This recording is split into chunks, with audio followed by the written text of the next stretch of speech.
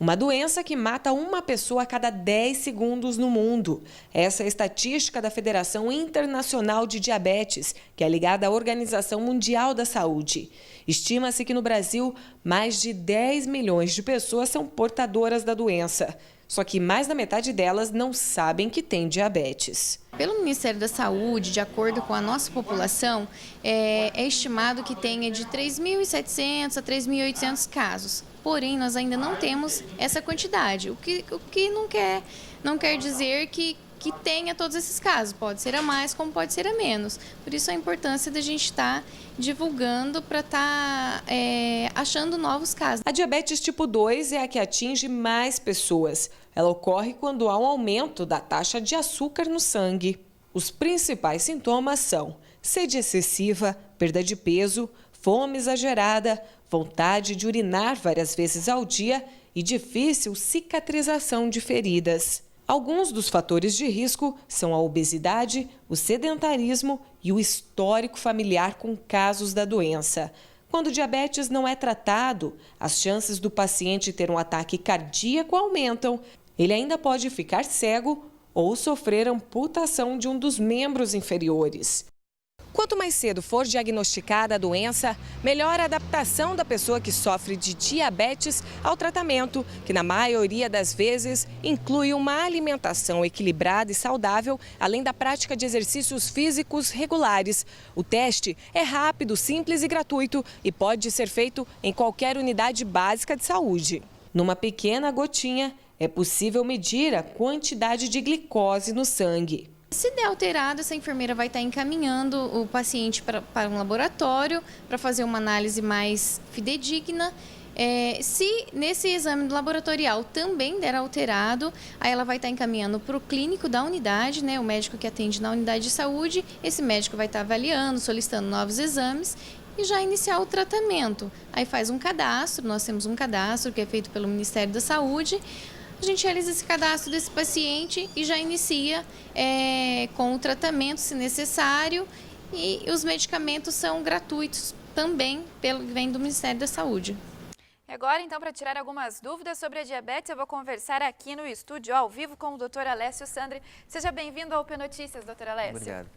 Dr. Alessio, então, começando, diabetes tem idade? Não, o diabetes pode aparecer em qualquer faixa etária. Então, existem duas classificações, diabetes tipo 1 e tipo 2.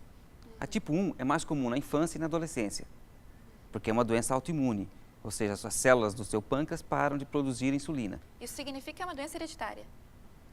Não, o diabetes é uma doença autoimune que fale a produção de insulina. O diabetes tipo 2 é um diabetes que não é autoimune. O teu pâncreas começa a parar de produção ou diminui a produção por um excesso de gasto, no caso do obeso. A pessoa começa a comer demais, começa a ficar obeso, você não tem insulina suficiente para ele. Tanto que você emagrece, acaba o teu problema do diabetes. Tá? Existe uma tendência familiar. Aí que está, o meu pai é diabético, minha mãe é diabética, eu sou diabético. Tá, provavelmente vocês têm o mesmo problema. Não dá para falar que todo mundo que é diabético, o filho vai ser diabético. Isso é uma doença hereditária. Por exemplo, filho de asmático vai ser asmático. É uma doença que está no código genético, diferente do diabetes. Mas tem a tendência familiar. Por isso que quando vai numa consulta, você fala, meu pai é diabético, minha mãe é diabética, será que eu sou diabético? Tem que fazer uma medição, tem que tirar o sangue e ver quanto é a glicemia. A glicemia normal é considerado 99 miligramas por decilitro. Não é 100, é 99. Por que tiraram 1? Porque a partir de 100 você já tem que tomar cuidado. Então, se você faz um exame de rotina, tem lá 110. Ah, normal, 110, 120, é pouquinho, né? Não vou fazer nada. Você já tem que fazer. Significa que as tuas células do pâncreas já não estão conseguindo produzir o suficientemente insulina para fazer a carga do açúcar do sangue para dentro da célula. Então, a insulina é um hormônio produzido pelo pâncreas. Então, essa insulina pega o açúcar que está no sangue e põe dentro da célula. Essa é a função. Quando não tem a insulina, esse açúcar fica circulando. Por isso, vai subindo a tua glicose. Então, a glicemia, você vai lá medir 80, 90, 100, 110, 200, 600. Por que a açúcar fica circulando no sangue? Não está entrando na célula, por falta de insulina. Então, o diabetes tipo 1 é o mais raro. 10, 15, 20% no máximo da população dos que têm diabetes é do tipo 1. 80% dos diabetes é do tipo 2. Ou seja, que é o você diabetes que é possível prevenir. você pode cuidar desde pequeno também. Então, é mais comum no adulto? Sim, mas pega esse adulto e volta 20, 30 anos nele. O que ele comia quando era pequeno? Ele tinha um peso normal desde pequeno? Ou ele já era um pequeno obeso? 53% das crianças são obesas. Então, hoje eu atendo mais crianças no consultório por problema de obesidade do que por desnutrição.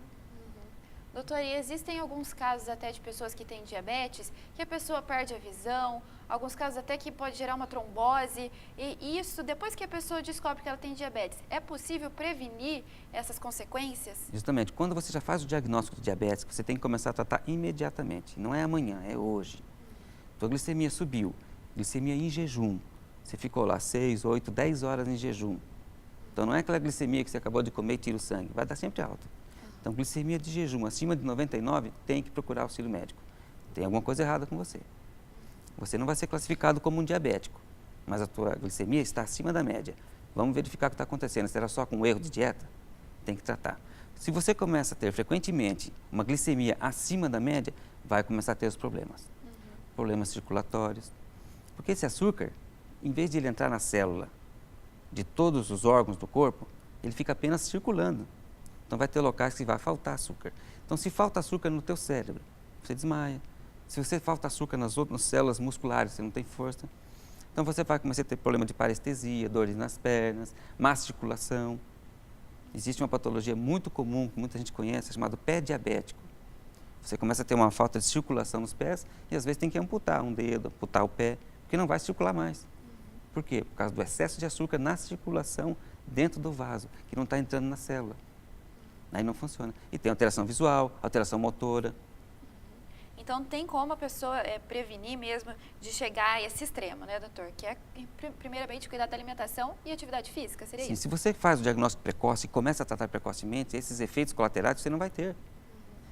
Alguns pacientes são tão graves que têm uma dificuldade grande de controlar esse diabetes, que você tem que fazer a dosagem da insulina conforme a sua glicemia. Então, durante o dia, mais de uma vez, tem que fazer a dosagem. Tem paciente que faz 5, 6, 8 vezes por dia. Tira o sangue, põe na maquininha e vê como é que está. Porque ele não consegue controlar. Alguns pacientes tomam insulina de manhã e fica bem o dia inteiro. Tem pacientes que tem que tirar o sangue e dosar várias vezes ao dia. Muitas vezes antes do almoço, antes do lanche, antes da janta, antes de deitar, quando acorda. Porque não consegue controlar. Ele usa mais de um tipo de insulina. Uma de longa, uma de curta. Uma insulina que vai usar durante o dia inteiro, uma insulina que vai usar durante as refeições. Isso atrapalha um pouco o paciente. Se ele não estiver preparado, se o médico não insistir em ensinar para ele que é importante controlar o diabetes, ele acha que não. Porque as complicações, às vezes, não são imediatas, são tardias. A longo O prazo. pé diabético não acontece hoje, vai acontecer daqui 10 anos, daqui 20 anos. Você não faz um controle direito da sua insulina, daqui 20 anos você vai perder o pé, você vai ficar cego, você vai ficar com alterações neurológicas. Então Mas a tem que pessoa controlar. que descobre, hoje sou diabético, é motivo para se desesperar? Hoje não, você tem produtos bons. A maioria dos produtos disponíveis tem na rede pública, você faz um tratamento gratuito, como foi citado. Tá? Existem remédios mais modernos, remédios novos, porque a medicina evolui todos os dias. Sempre vai existir. Né? Todo mundo tem aquele medo, tem que furar, tem que tirar uma gotinha de sangue, depois tem que injetar insulina. Hoje tem canetinhas, você injeta no músculo, qualquer músculo pode ser usado para injetar insulina. Você tem que saber quanto você precisa injetar. Por isso, às vezes, tem que medir mais vezes. Mas você consegue fazer um bom controle. Mas tem que ter um médico, tem que ter enfermeira, tem que ter os remédios. E é importante, gente, quem é diabético, não deixa acabar o remédio. Usei a última dose de insulina, segunda-feira eu vou no posto pegar. E se o posto estiver fechado? E se tiver uma chuva e quebrou o telhado do posto, não tem ninguém para te dar o remédio? E se estiver em greve? Se estiver fechado? Ou se faltou? Às vezes desabastece. Tem o produto, mas não chegou ainda na farmácia. Possível ter uma vida normal, então, dentro desses limites. Isso, nunca deixe acabar. Se você é insulina dependente, se é diabetes tipo 1, que tem que usar insulina frequentemente, não deixe acabar. Abriu uma caixa, tem que ter outra fechada. Vai no posto, vai no seu médico, vai na farmácia e tenha.